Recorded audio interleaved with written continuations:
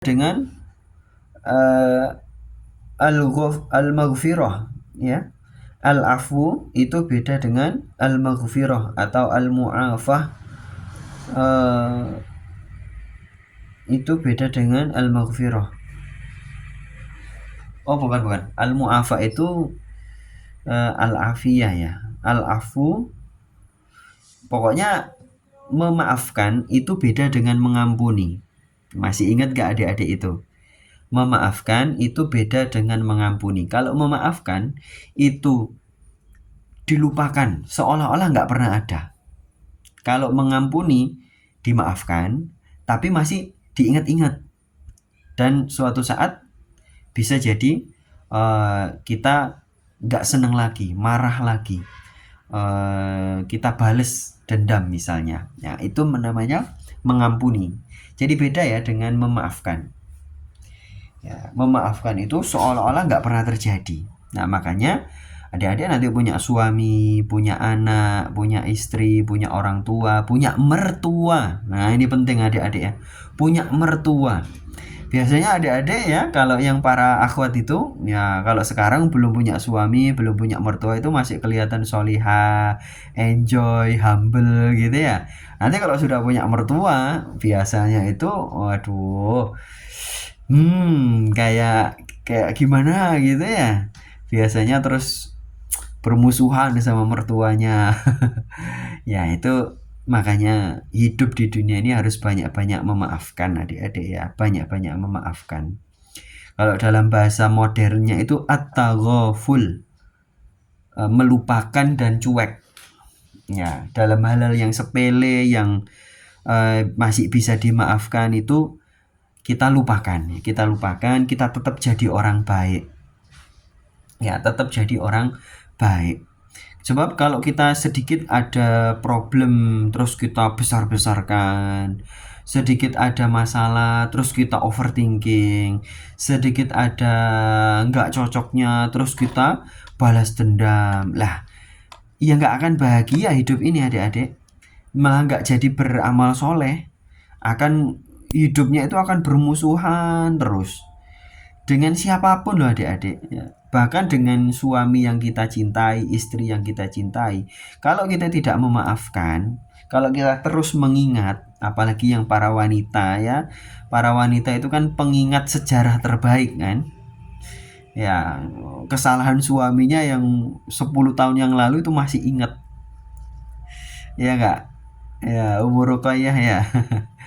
Ya, kalau kita terus begitu, ya kapan jadi baiknya?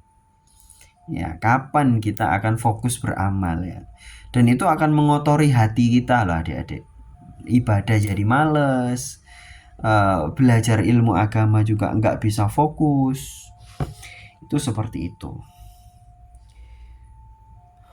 Tayyib adik-adik, intinya malam hari ini adalah kita belajar bahwa para sahabat Nabi dengan segala permasalahannya, dengan segala keanehannya yang mungkin kita temukan, maka kita harus memaafkan.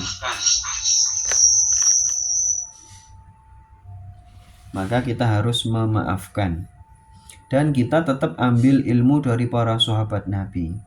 Dan para sahabat Nabi itu berbeda-beda. Ya, mereka semuanya berbeda-beda. Maka kita beramal juga berbeda-beda, adik-adik. Mungkin ada kayak misalnya yang fokus ilmu tasawuf seperti Ustadz Brili. Ya, fokus ilmu tasawuf. Maka ikutnya adalah Imam Hasan Al-Basri yang dapat ilmu dari Sayyidina Ali. Nah, misalnya adik-adik sukanya adalah boleh memakan hewan bertaring asalkan tidak predator. Misalnya ya, ada kan hewan bertaring tapi tidak predator. Nah, itu kemudian adik-adik menghalalkan karena ikut ulama yang menghalalkan. Boleh kayak di kitab Rahmatul Ummah itu ada ya. Sementara adik-adik yang lain, loh Ustadz kan ada hadis kullu dzinabi minas sibai haramun. Setiap hewan yang punya kuku tajam itu haram walaupun tidak predator. Ya, itu juga benar juga. Ya, ada dalilnya. Nah, seperti itu adik-adik ya. Jadi fokuslah dengan beramal kita masing-masing. Kalau misalnya adik-adik kok melihat saya berbakat dalam masalah ilmu hadis, ya sudah diseriusin. Kalau saya berbakat dalam masalah hafalan Al-Quran, sudah diseriusin. Ya, Ustadz Brili fokusnya menyusun Al-Quran dan menerbitkan kitab dan buku. Ustadz Brili fokusin itu. Ya, tayyib adik-adik ya. Nah, nanti sambil berjalannya waktu bisa jadi berubah. Nah, adik-adik ada yang amalnya itu misalnya umur Ruqayyah hari ini sampai sekian tahun amalnya adalah mendidik anak, nyiapin masakan, nyuapin, nyebokin dan lain sebagainya. Nanti ada tiba saatnya anak-anak sudah gede, terus orang tua kita atau mertua kita menjelang wafat, terus lumpuh misalnya, tidak bisa kemana-mana, giliran kita harus nyebokin mereka. Nah, ini adik-adik harus siap ya. Ini Ustadz Brili ngingetin bener, kita harus siap suatu saat nyebokin orang tua, membersihkan luka-lukanya. Harus siap adik-adik, harus siap. Kalau kita sekedar solehahnya itu adalah baca Quran, ikut kajian, itu ringan adik-adik. Yang berat adalah solehah dalam hal nyebokin orang tua, nyuapin orang tua, bersihkan luka-lukanya, apalagi nyisirin rambutnya, mandiin mereka kalau sudah nggak bisa ngapa-ngapain. Coba adik-adik harus siap itu. Ustadz Brili juga harus siap-siap ya, harus siap-siap itu. Siapa tahu orang tua kita membutuhkan itu suatu saat. Apalagi kalau sudah tua kan, ya kalau kita mandiin anak senang sih. Anak kecil kan nggak ada baunya, harum gitu ya, harum mereka. Paling pas nyebokin bau gitu kan, tapi kan baunya beda, masih nggak terlalu bau. Kalau nyebokin orang tua, coba kalau orang tuanya sudah lumpuh misalnya, sudah nggak bisa kemana-mana, harus kita cebokin. Coba siap nggak adik-adik? Kotorannya orang tua itu bau banget loh adik-adik, kencingnya bau banget. Tapi kita harus siap, dan itulah kesolehan adik-adik.